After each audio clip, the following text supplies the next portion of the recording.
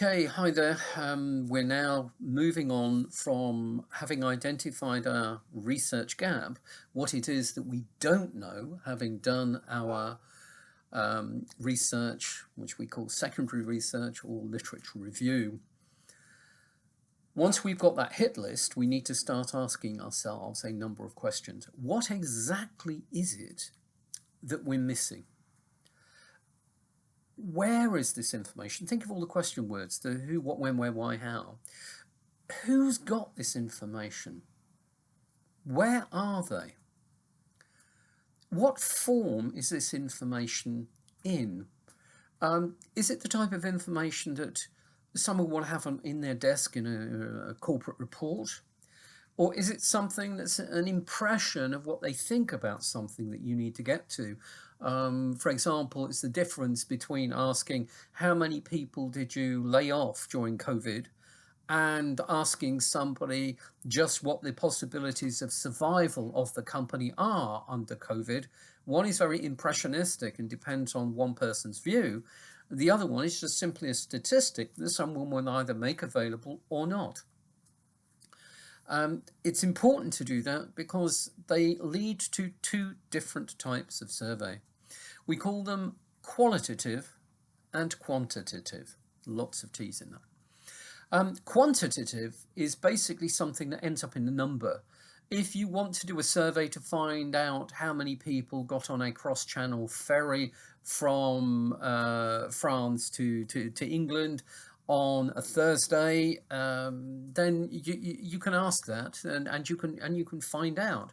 You can go even further. How many women were travelling on their own with children under the age of 15 or something? You can do that. That's not a problem. That's a straight answer. You can imagine giving somebody a self-completion questionnaire for that.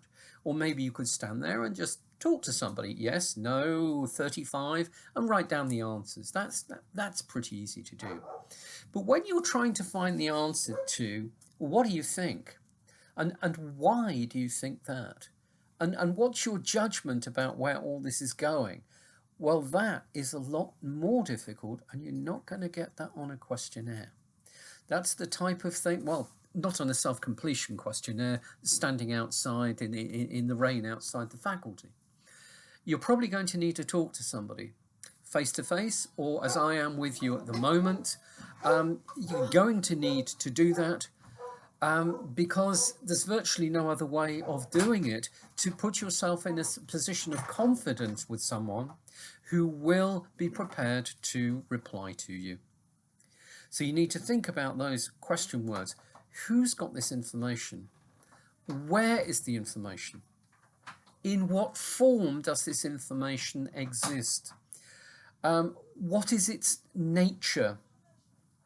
Are there any issues to do with access, confidentiality, etc., etc.? If you can answer those questions, then you've got a good idea of what type of research that you need to be doing.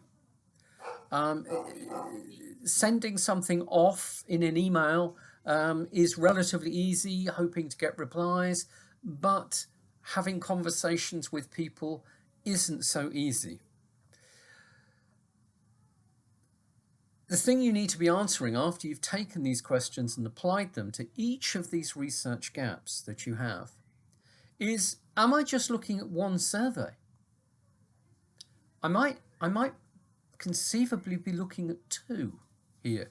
I could be after some simple basic statistics, nice and easy, simple to get. How many went on Thursday? How many people said no? That's not altogether too difficult.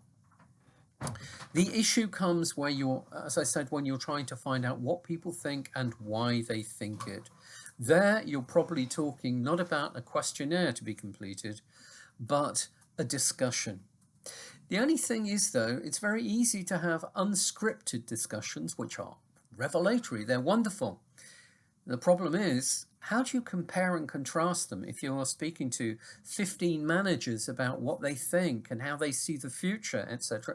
If you just say, oh, yeah, tell me what you're thinking, you'll get all sorts of comments, but somebody will have said something about one thing and they won't have said anything about another.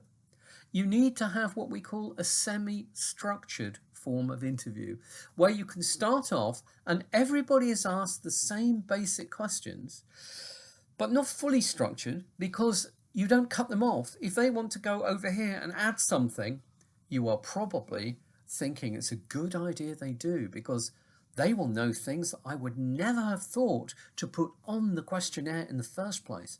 It's good to give them room to be able to give that sort of information. The same is true, in fact, when you are asking people, did you travel on Thursday? Would you travel on a weekend? Yes or no? It's easy to get that information, but you need to make your research work hard. For example, you add all the statistics up and it comes to 73% of people said yes. Well, that's a statistic, and you have found it out. You've asked a lot of people, you've recorded their answers. Great. But what does the 72 or 73% mean?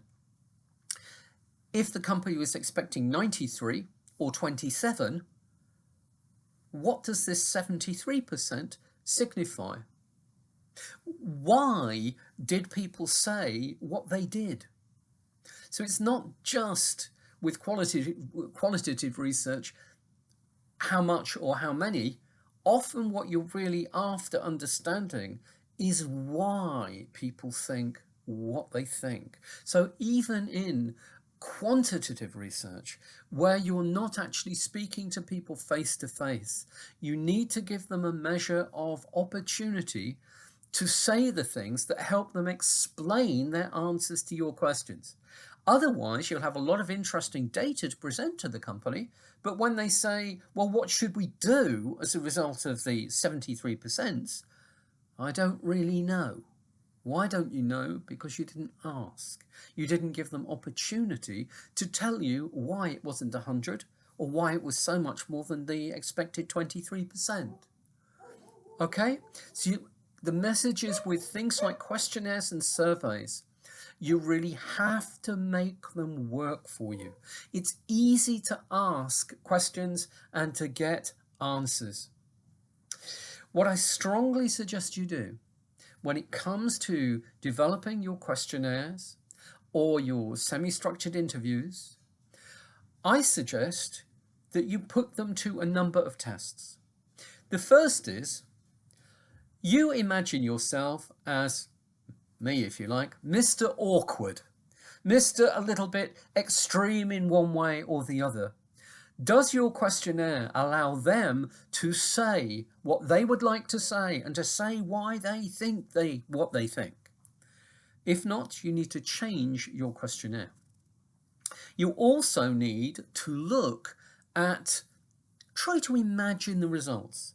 Go through your questionnaire and imagine the average answers that everyone will give. If you did your survey, 100 people completed them, how many would have said yes to this question and no to that question? Go all the way through and imagineer, to use the Disney term, imagination and engineering, imagineer what the answers might be. Then stand back from your questionnaire and ask yourself, if these prove to be the final answers that I get from my survey, does this allow me to answer the questions that were remaining, i.e. my research gaps? Does that allow me to say everything that I would like to say about these research gaps? Or are there questions I'm not asking? Or are there things where I should have given opportunity for somebody to explain why they said under 25%? You really need to get your questionnaires to work. Something you're probably going to ask me about at some point also is, well, how many responses do I need? Well, that's a difficult one. The easy answer is there are guides to doing social studies research, which will tell you roughly how many questionnaires you need to be able to do a certain thing. Now, if it's basic statistical stuff, how many?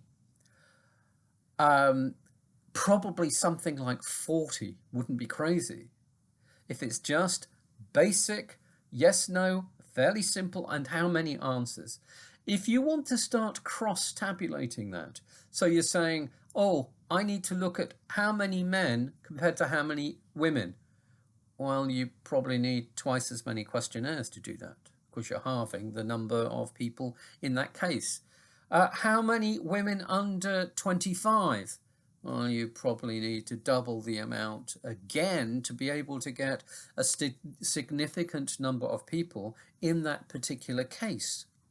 If you're looking for how many women called Doris caught a cross-channel ferry with a dog called Bob, you're going to have some problems because you're not going to find any in your 40. You perhaps have to do millions to be able to find an answer with one person that fits into that situation.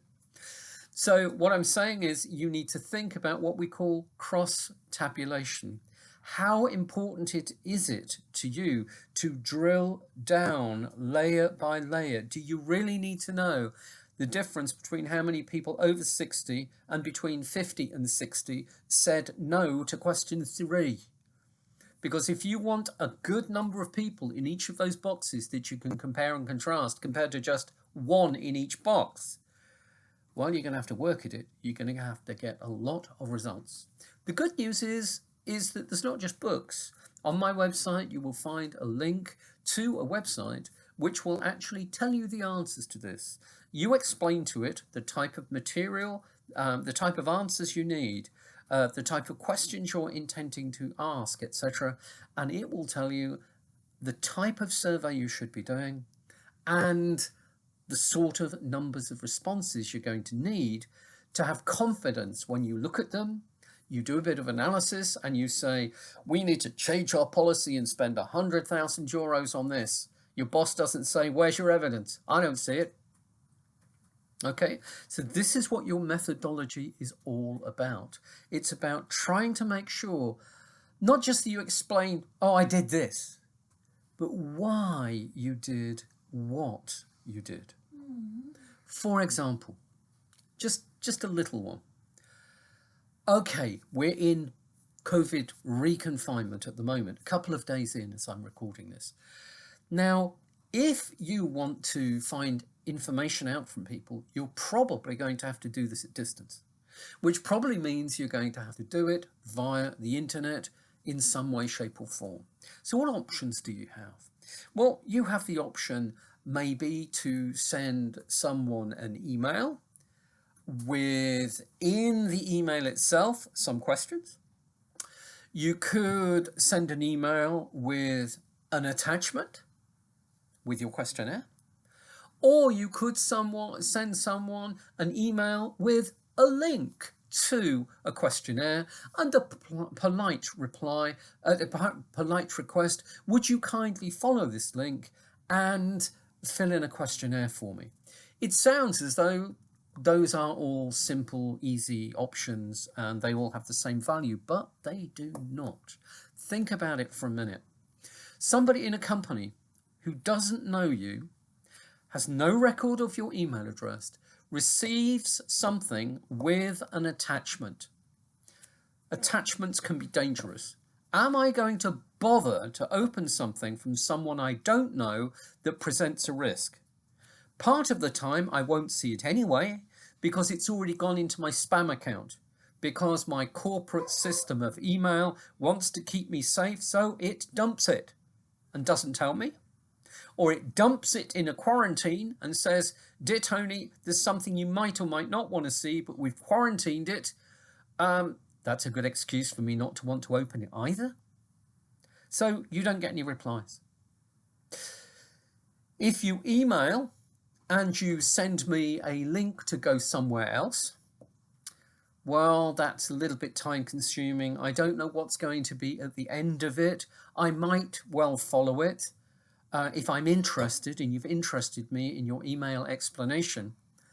Um, and that can be good because a lot of the survey questionnaire online websites will do this completely for free for you. There is no risk to anybody's computers in it. And they do all the number crunching, they do all the percentage, they produce all of the graphs, and you don't have to. You don't even have to mess around with Excel. It's great if you can persuade people to go. Or maybe you could put a few questions in your email. Somebody's opened your email, they're looking at your email, there's no attachment, so it's not been quarantined. Oh, I might as well answer this while I'm here. You might get somebody to be interested in that. The point I'm trying to make is that choices you make are going to affect the response rate that you get. You have to explain to us in the methodology what it is that you're looking for, what type of information, who's got it, where it is, and then justify, explain the way that you have decided to go and get this information, given that you have constraints. Constraints of time, constraints of money, constraints of distance, constraints of access, confidentiality, things like that. That's what we're looking for, not just, so I did this, but why did you do what you did? And why is it designed to get me the most reliable and accurate answers to the questions that you're seeking to have answered? That is a methodology. Okay, now I'm going to assume that you have gone out, you've collected your data, and at some point it's all in a bag, either a digital one or a physical bag, and you are going to have to think about how to present this. And we're going to go through a bit of a journey between presentation, interpretation and explanation, analysis, evaluation, conclusions, and recommendations. And we won't have finished there because there's a few other things to say after you've taken your pen off with your last word. Okay, so that's where we're going now. Thank you very much. So the next one is on to the presentation, explanation, interpretation, analysis field. Okay, thank you very much. Goodbye for now.